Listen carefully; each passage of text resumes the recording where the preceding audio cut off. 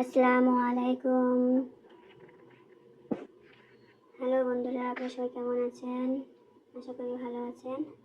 আমি আজ পায়েস রেসিপি নিয়ে এসেছি। প্রথমে আমি পায়েসের জন্য 1 লিটার পরিমাণ লিকুইড মিল্ক জাল করে নিচ্ছি। বেশ কিছু সময় ধরে আমি মিল্কটা জাল করে নিব। মিল্কটা একটু ঘন করে নিতে হবে।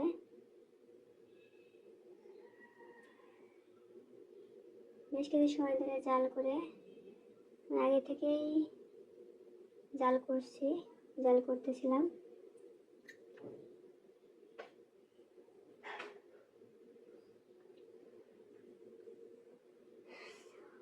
অনেকটাই কমে এসেছে।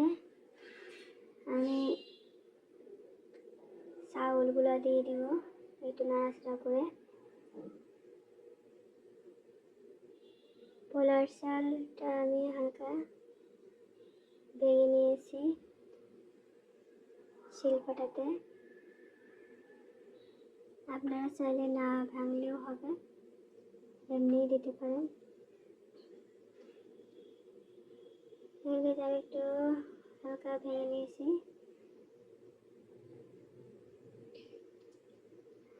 আর চাউলটা দিয়ে দিলাম। মেজার কাপে 1 কাপ পরিমাণ চাউলটা দিয়ে দিলাম।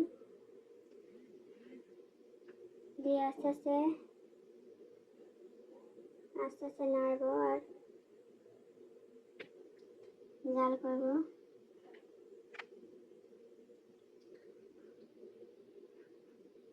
চুলার আঁচটা একদম হাই রাখা যাবে না, হাই লো মাঝামাঝি থাকবে। আর অনবরত নাড়তে হবে যাতে পুড়ে না যায়। পুড়ে গেলে কিন্তু ভালো লাগবে না। তেজপাতা, দারচিনি, এলাচ আমি দিয়ে দিলাম। আমার রেসিপিগুলো যদি আপনাদের ভালো লাগে থাকে তাহলে রিকোয়েস্ট করবো সাবস্ক্রাইব করে দেওয়ার জন্য।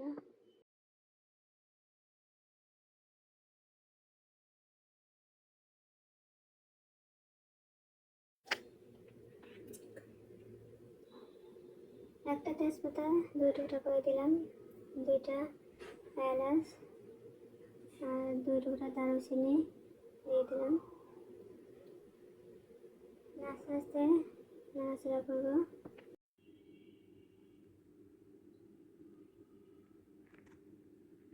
আমি এখন চিনি দিয়ে দেবো, যেহেতু চাউলটা ফুটে গেছে। তারপর চিনি দিয়ে দেবো। চাউল ফোটার আগে কিন্তু চিনি দেওয়া যাবে না, তাহলে কিন্তু চাউলটা ফুটবে না। যখন চাউলটা ফোটার পরে চিনি দিতে হবে। চিনিটা দিয়ে অনবরত নাড়তে হবে, নাহলে পুড়ে যেতে পারে। দেখুন গাইস, পায়েসটা অনেকটা ঘন হয়ে আসছে। আমার পায়েসটা রান্না করা শেষ।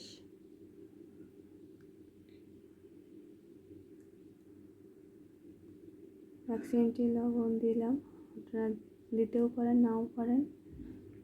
আমি দিলাম, লবণটা স্কিপ করলেও করতে পারেন। পায়েসটা অনেকটা ঘন হয়ে আসছে। আপনারা চাইলে আরও একটু পাতলা করতে পারেন।